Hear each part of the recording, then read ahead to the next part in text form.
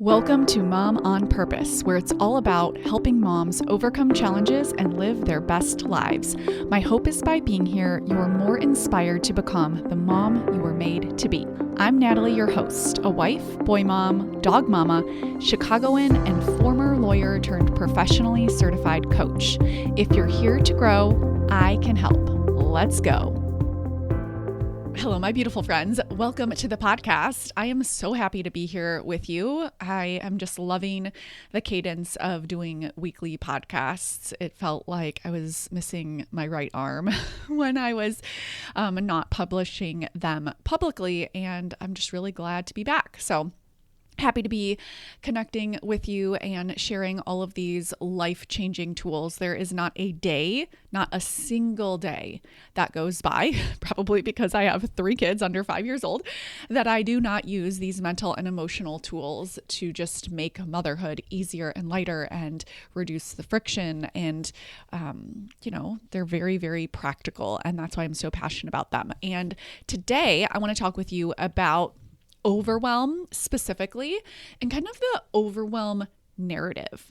I definitely think that there's this cultural kind of connection point that we have about being overwhelmed during this season. It does not matter if you are postpartum. It does not matter if you have school-aged kids. It does not matter if your kids are seniors. It's like, regardless of the actual season, there is an excuse to buy into the overwhelm narrative. Like, this is just a busy season and there's just a lot going on right now. And yes and no. And so that's kind of what I want to talk with you about today, because I think this is like a blind spot in our awareness. And I think it's because of the connection that we have with other moms. And I've been doing this work for almost a decade, and I even fall kind of into that trap. So for example, when I'm waiting in the preschool line, connecting with the other moms, just kind of making small talk, very commonly will someone say something about never getting a break, or, they're just kind of in this wild phase and it's just so much. And there's opportunity to connect over being overwhelmed. And we want to connect, right? We want to be included in the pack. That's just a normal part of being a healthy human being.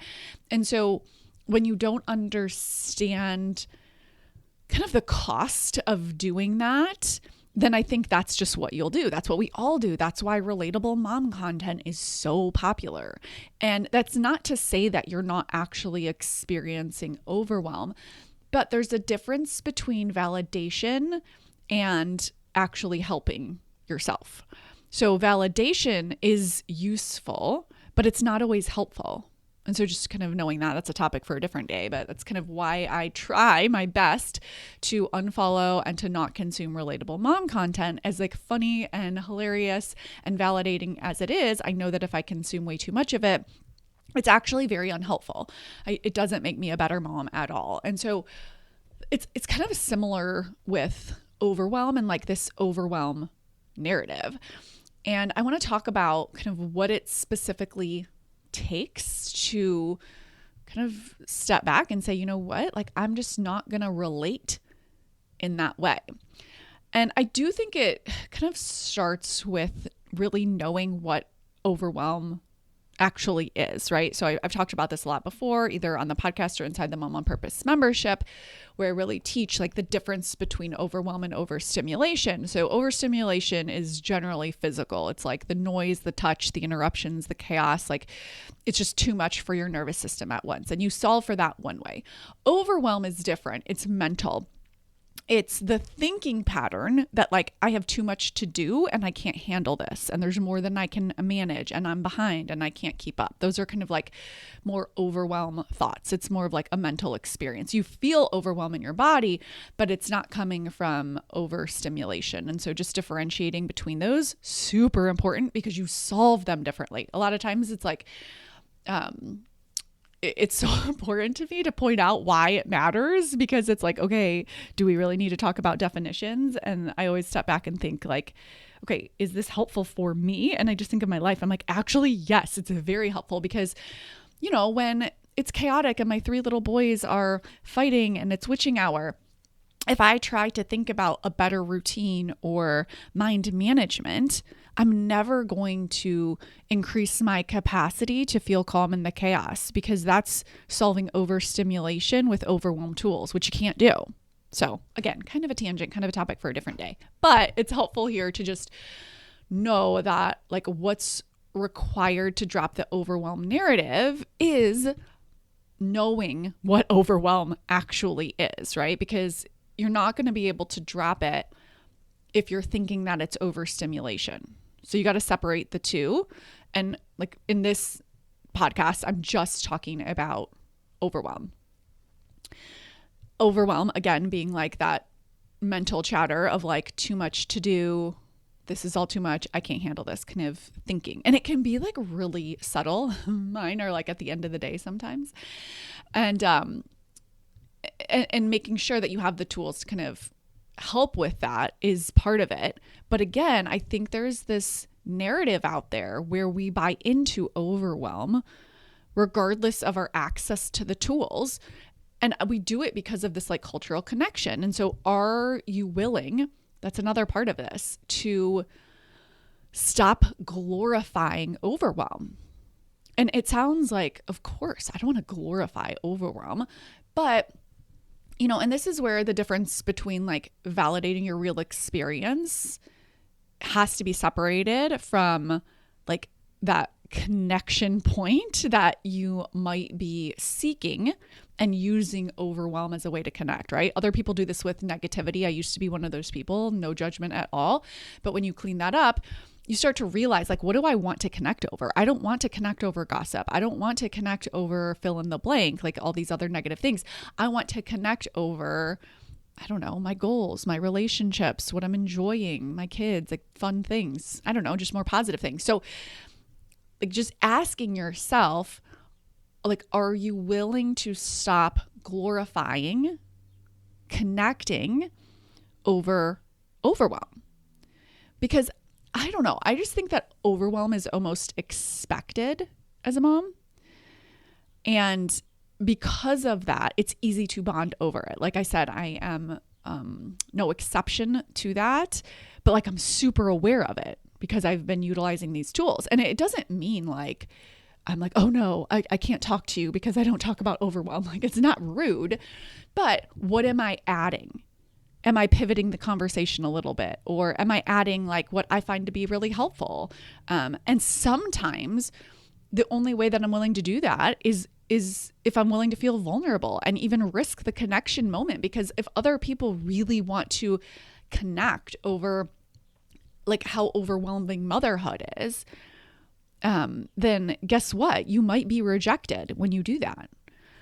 I forget who it was. It doesn't really matter. It was probably a few months ago. I saw someone who I was following on, I think Instagram maybe, and she had written something about like just wanting more authentic conversations in motherhood. And I just like loved that, right? Who would say, no, I don't want any more authentic conversations? Of course, we want authenticity.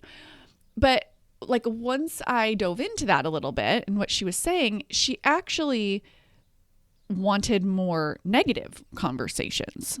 And it's so interesting, right? Because if we think authenticity means sharing the negative, then what we're going to do is we're going to glorify even more what overwhelm is.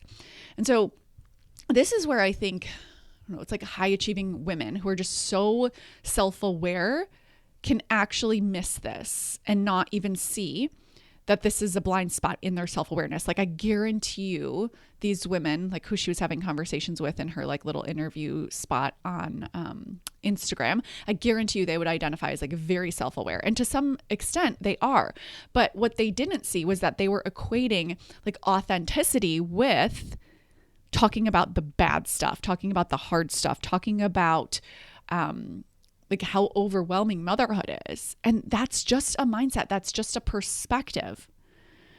So, like all of this work, right? It's not toxic positivity. Circumstances are always neutral. So it's not like, oh, this is a negative circumstance and we're going to add on positive thoughts. Okay. That's kind of the toxic positivity. So you really have to be doing this work to kind of understand what I'm talking about, but it's so important because otherwise we see a post like that and it's like, yes, I want more authentic conversations. And then you get into this community and it's like, oh, by authentic, you actually just mean complaining. Like, let's have a safe space to complain without offering solutions. Now, I'm all about like, hey, let's talk about what's real and then offer solutions and tools. But that's not what this was.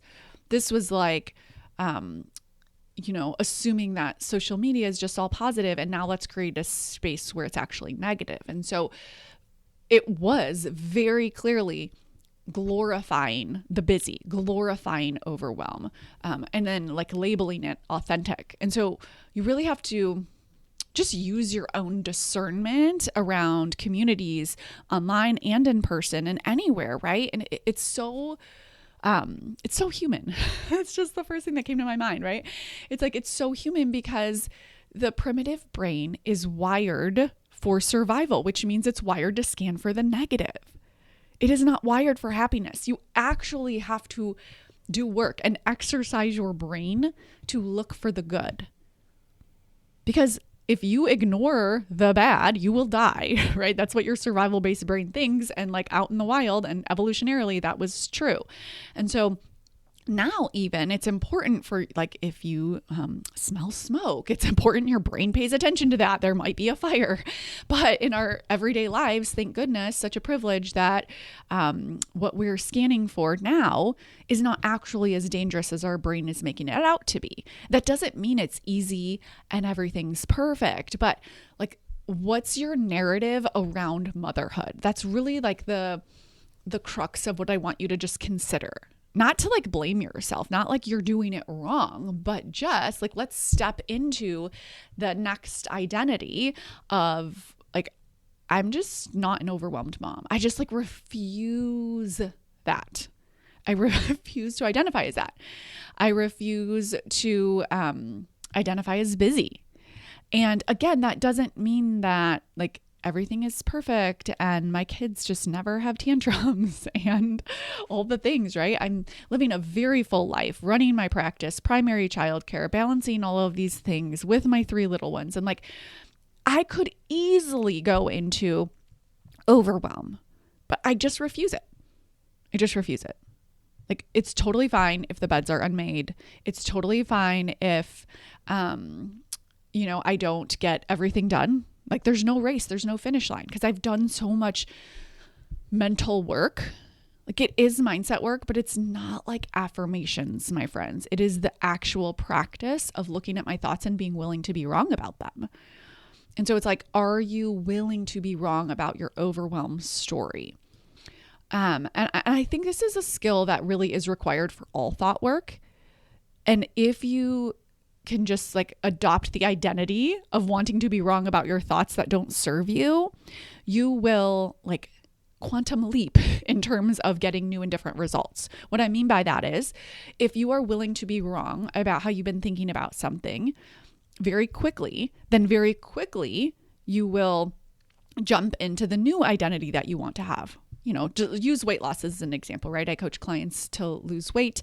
The quicker they are to adopt the tools that I offer to them, the more quickly they get the results. The more resistance they have, the longer it takes. Nothing against them. It's like the primitive brain wanting to be right about the story of like, no, it's too hard for me to lose weight. It always has been this hard. And so if you have a story about, I've always been overwhelmed, and this season of life especially. And if you're unwilling to be wrong about that, I'm not saying you go to the place of the exact opposite end of the spectrum where you're like, oh yeah, like life is easy peasy and I never experience any negative emotion. That's not what I'm saying, right? That's that all or nothing thinking. Instead, in the middle, it's like, okay, maybe the way that I've been thinking about my overwhelmed story isn't serving me. So I'm just going to let that go. And again, like the more thought work you do, the easier it becomes to let go of your stories and being willing to be wrong about them, because you see that the stories that you have in your mind create the quality of your life. And so why wouldn't you want to be wrong? Like, our brains are just future predicting machines, and there's no way around that. But oftentimes I like to remind myself, and I might be totally wrong about this, and that's totally fine. Completely fine for me to be wrong about this. This is what I think is going to happen, because it's kind of hard to stop that part of your brain from making predictions, but just reminding yourself, and I might be totally wrong. And so bringing it back to the present, it's not that you're going to invalidate your experience. That's what I want to be clear about, but it's that you're going to tell a different story about it. So here's how I do it. Instead of buying into the overwhelm narrative, like it's so overwhelming, there's just so much, right? It's like, okay, I am no longer going to associate my identity with overwhelm because it doesn't feel helpful. It doesn't help me align with being the mom who I want to be. So that's step one. Okay. So what is true? What else is true? How else might I describe what I'm experiencing in a more helpful way? Not in a more positive way, but in a more intentional way, right? The overwhelm story is something that comes from the primitive brain, and it's sort of like exacerbated by just the connection that we get from others who will also describe it as that, right? It's like they'll add fuel to that fire. So when you have to take a step back, it's not that you're now going to tell a story that feels fake and untrue for you, but you're going to use your brain to come up with a more helpful, empowering story. So I like to think I'm a mom who has a very full plate and has a lot going on because I'm high achieving, and I like that. And I can always redecide. I always have agency to think and feel and act however I want. And sometimes, as part of the life that I want to create, there are responsibilities that I choose to take on that are not my favorite thing. It is not my favorite thing to be responsible for meals 3 times a day. It's not my favorite thing to, do like kind of the house manager CEO tasks all the time. And even if, a lot of those are outsourced, it's still like managing that part of it, or the laundry, or coming up with all the stuff for the holidays. I do really enjoy that, but it takes more time, and I use my time for that. And thinking about it in the way of like, there are things that I choose to do because I choose to have all of the amazing things I have in my life, like a spouse and a home and 2 dogs and 3 kids and all of the things. And part of that means there are responsibilities that I choose to take on. I could abandon, I could neglect, but I am Natalie, and I choose this life, and I choose to do all these things. And sometimes I mismanage my time. Sometimes I don't schedule in enough self-care. Sometimes I realize, wow, I took on too much. And so it's not, oh my gosh, I'm so overwhelmed. It's let me check in with my mind and my body and see what's really going on here.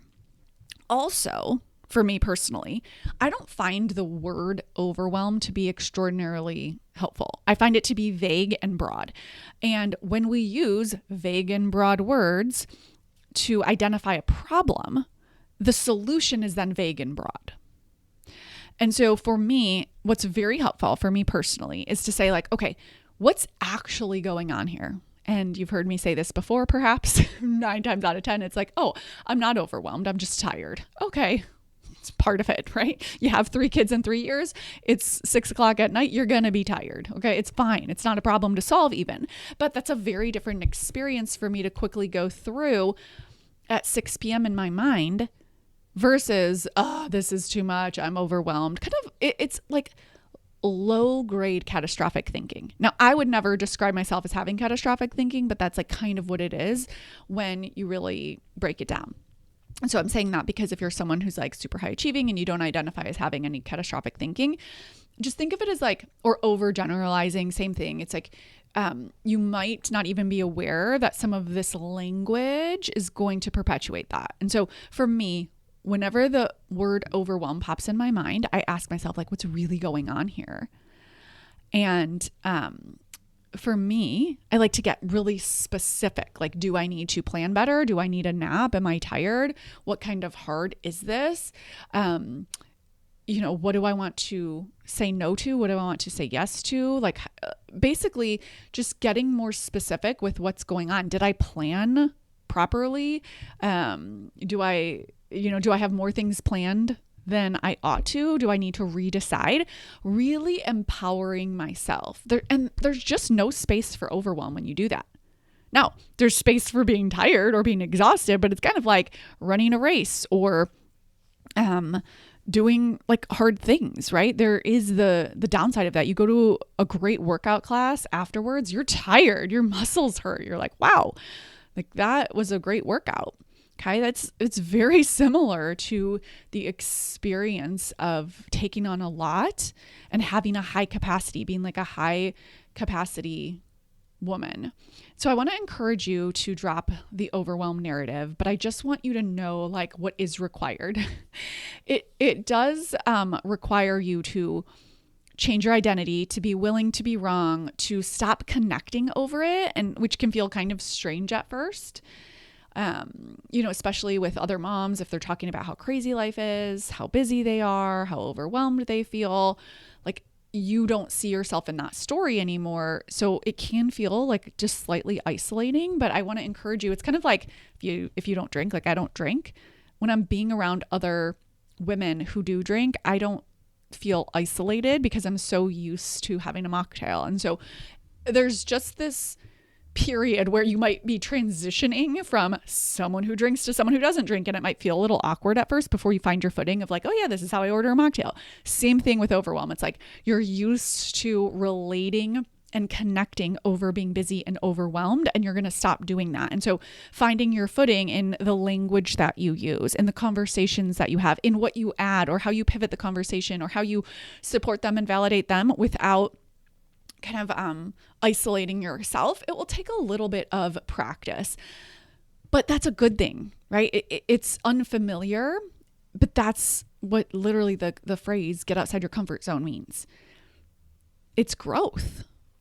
It's you choosing kind of with clarity who you want to be as a mom instead of reacting to your environment, to social media, to the other moms, to kind of what society suggests. And I'm telling you, this is just like one shift that will make such a big difference in your everyday life. Like that word is just not a part of my vocabulary. Now, I might feel tired. I might feel overstimulated, but I really do work on that as well. But I use the tools of mind management. I use the tools of time management, right? My time freedom framework, my time freedom method. It really, it's like a fallback for me in my mind where I know that overwhelm is just not an option. I don't use it in my identity. I always know that I have agency to redecide. And then I make sure that I'm using my time freedom tools to plan properly, right? And then the rest is just mind management. So I'm not planning 36 hours of things in 24 hours in a day. I'm not going to do that to myself. And I do think, again, like what it takes to drop the overwhelm narrative, it's like if you're a high capacity woman and you're used to like a lot of external validation and doing everything for everyone always, then like your capacity cup for a day is probably overflowing. And again, you can glorify that in a way that is unhelpful and probably unhealthy. And so part of dropping the overwhelm narrative is to really take a look at your capacity for a day and make changes that allow you to feel more grounded and present and connected. Like I used to be someone who was go, go, go all of the time, in my doer energy all of the time. And I am just as, if not more, highly productive now.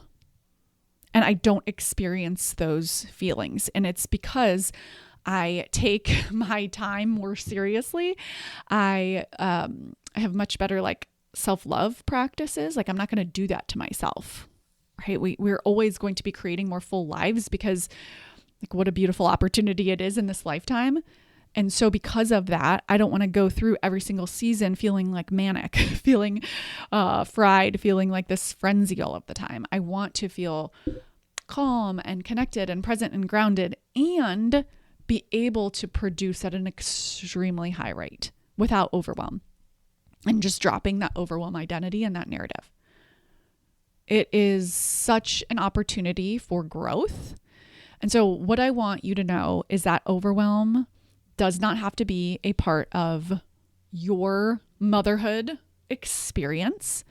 It does require certain skills, specifically brain management, which includes like that identity work and includes being willing to be wrong about your thoughts and includes getting like more specific with the words that you're using so you can come up with specific solutions. It also includes like that time freedom framework that I really live by. So you are planning what's important to you and what's a priority to you and making space for you to recover, meaning making space for you to rest and have downtime and not needing so much external validation for quote unquote doing it all. And I'm someone who does a lot, but now I can make better decisions about my time and take care of myself and have a lot more kind of white space on my calendar because I'm not thinking that I have to do everything for everyone always, all of the time. So a lot goes into this, but I just think it's something that like really needs to shift in the way that we just live as moms. Like just imagine if everyone listening to this, there are thousands of you, just decided to do this overwhelm work and just drop the overwhelm narrative. Life-changing. And like the ripple effect, it's just, oh my gosh, I just think about the experience for your kids to have a mom who just like didn't identify as overwhelmed. More play, more lightness, but still like high achieving in whatever way that, manifests for you. It's so beautiful. It's just why I'm so passionate about this work. And of course, come and get coached by me every single week. So you have the coaching in your ear to hear exactly how you can rewire your brain and use these tools to do that.